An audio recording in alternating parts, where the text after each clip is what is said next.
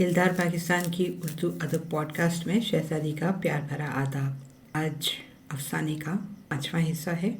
ये अफसाना लिखा हुआ है शकीला रफ़ीक ने और इसका उन्वान है रूह के सन्नाटे। पिछली किस्त में राबिया का बहुत अमीर घराने से एक रिश्ता आया था। जमाल की माँ ने उसको हीरे की अंगूठी पहना दी थी।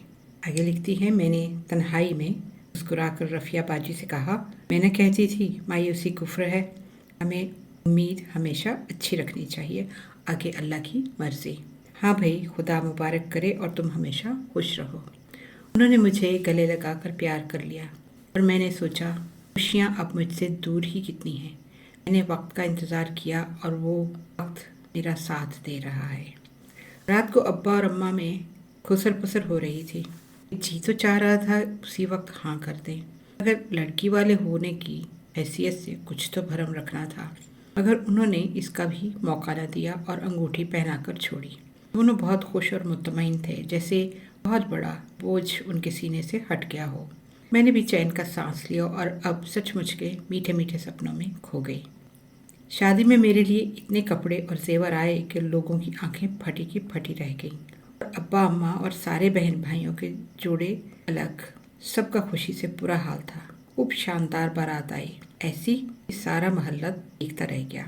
वो जमाल ने बड़ी कोशिश की थी अपने खर्चे पर बारात भी किसी होटल में लाए, मगर अब्बा रजामंद न हुए। उन्होंने साफ साफ कह दिया कि हमारी जो हैसियत है हम उसी तरह शादी करेंगे। मजबूरन उन लोगों को चुप होना पड़ा, मगर वलीमा में उन्होंने सारी कसर निकाल दी और कराची के सबसे शानदार और महंगे होटल में ऐसा वलीमा किया कि लोग बरसा याद रखें।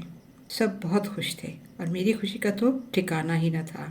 लगता था मेरे बचपन से लेकर अब तक तमाम ख्वाबों की ताबीर एक साथ मिल गई है।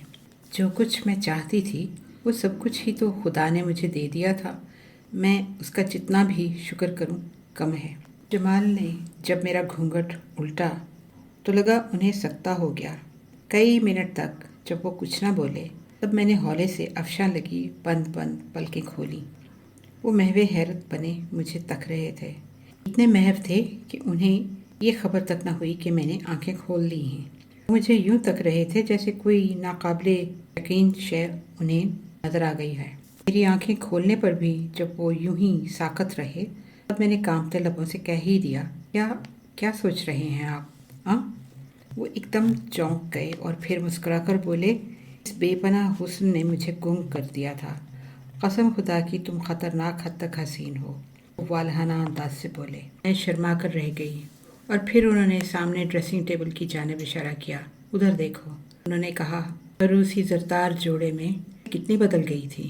कसम खुदा की बिल्कुल यूं लग रही हो जैसे दहकता हुआ अंगारा, उन्होंने वारफगी से कहा और फिर मुझे कंधों से थाम लिया। जमाल का प्यार पाकर मैं सब कुछ भूल गई थी, हत्ता कि खुद को भी।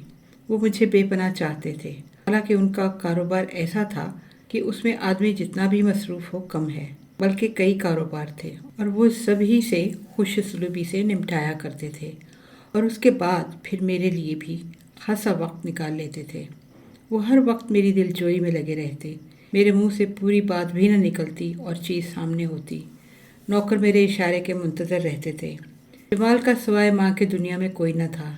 इस तरह पूरे घर पर मेरी ही हुकूमत थी। रुपया पैसा, नौकर चाकर, हर तरह का आराम, बेपनाह दौलत, हर किस्म के जेवरात, ढेरों कपड़े, 4-5 गाड़ियाँ मुख्तलिफ रंगों की। गर्ज़ के कौन सी ऐसी चीज़ थी जो मुझे हासिल न थी। वाकई में सही मानों में ऐश कर रही थी।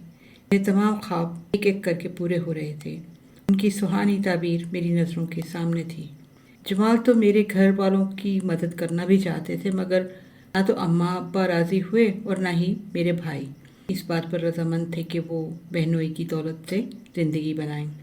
इज़्ज़तदार लोग कभी दामाद की दौलत पर नज़र नहीं रखते। मैंने भी बहुत कहा, मगर उस सब ने उल्टा मुझे डांट दिया। फिर मैं भी जल्द इस मसले को भूल गई और दोबारा अपनी जन्नत में गुम हो गई। शादी को 1 साल भी ना हुआ था कि मुझे लगा कि मेरे तमाम सपने बिखर रहे हैं। वो ख्वाब जो मैंने बचपन से देखे थे बिखरना शुरू हो गए। न जाने ऊपर से सजी बनी राबिया अंदर से इतनी खाली खाली क्यों रहने लगी थी। तन्हाइयाँ आहिस्ता आहिस्ता मुझे घेर रही थी।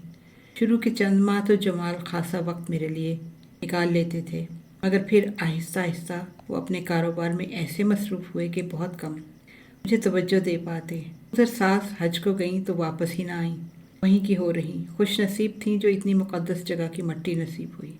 और इस तरह मैं बिल्कुल ही तन्हा हो गई, वरना उन्हीं से 2 बातें करके दिल बहला सकती थी। इस पर मज़ीद सितम ये हुआ कि जमाल कराची से इस्लामाबाद मुंतकिल हो गए। उनके किसी कारोबार में यहाँ ज़्यादा फ़ायदा था। यूँ जो कभी कभी मैके जाने से दिल बहल जाता था वो भी गया। अब सिर्फ मैं थी और ये डसती हुई तन्हाई। जमाल सुबह से जो घर से निकलते तो रात गए वापसी होती, और इस वक्त भी वो इतने थके हुए होते कि सिवाय टांगें फैलाकर सो जाने के और कुछ उनकी समझ में ना आता। एक वो रोज़ छुट्टी का जो आता उसमें वो फ़ौरन बाय एयर कराची चले जाते, क्योंकि अगर हर हफ्ता जाकर वहाँ कारोबार ना देखें तो नुकसान का ख़तरा था। वहाँ से अक्सर दूसरे रोज़ और कभी कभी तीसरे रोज़ वापस आते, और आते ही यहाँ के बखेड़ों में पड़ जाते। यूँ मेरी हर सुबह उम्मीद पर शुरू होकर नाउमीदी की शाम में तब्दील हो जाती।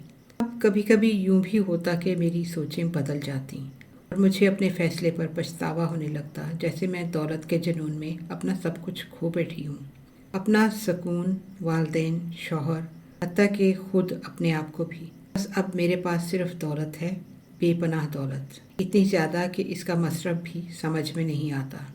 कीमती लिबास और जगमगाते ज़ेवरात से मेरी आंखें चमकने की बजाय धुंधला गई हैं, क्योंकि उनमें आंसू हैं। हाँ, मैं राबिया फ़ातिमा अब कभी कभी आंसू भी बहाती हूँ। सोचती हूँ अगर कभी कोई मुझे आंसू बहाता देख लेगा तो यकीनन हैरानी के साथ मेरी बेवकूफ़ी पर हंसेगा।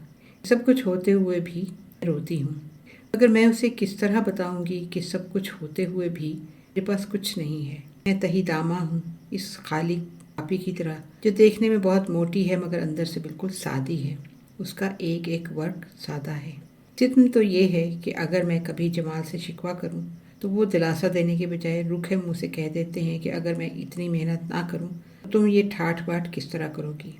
कई बार मेरा जी चाहा कि मैं उनसे कह दूं, नहीं चाहिए मुझे ठाठ बाट, मुझे तो सिर्फ मेरा जमाल चाहिए, वो जमाल जो एक बार राह चलते में मुझे मिल गया था। मैं कुछ देर को उसकी हमसफ़र भी रही थी, फिर वो मेरी ज़िंदगी का हमसफ़र बन गया। लेकिन यूँ जैसे 2 अनजान मुसाफिर बराबर बैठे हुए मीलों का सफ़र तय कर लें, लेकिन एक दूसरे से मुखातिब भी न हों। अगर जी चाहने के बावजूद कभी मेरा हौसला न हुआ कि मैं जमाल से ये सब कुछ कह सकूं, क्योंकि उनके मिजाज में जो सख्ती थी मैं उससे खाइफ रहा करती थी। इन तमाम बातों के बावजूद इतना मुझे यकीन था कि वो अब भी मुझसे बेहद मोहब्बत करते हैं। ये दूसरी बात है कि उनके पास इस चाहत के इजहार के लिए वक्त नहीं। अफसाने को यहाँ रोकते हैं, अगली पॉडकास्ट में आगे बढ़ाएंगे। जब उसकी शादी हो रही थी और उसको सब कुछ मिल रहा था तो आपको थोड़ा थोड़ा एहसास तो हुआ होगा ना कि कुछ ना कुछ गलत होने वाला है। हमारा ईमेल एड्रेस मत भूलिए, dildarpakistan@hotmail.com। आखिर में जाने से पहले जिब्रान खलील जिब्रान की किताब से कुछ अल्फाज। मुझे खामोशी अता फरमा कि मैं रात की अथाह तारीकियों पर अचानक टूट पड़ूं। Until next time, take care, God bless, Allah Hafiz.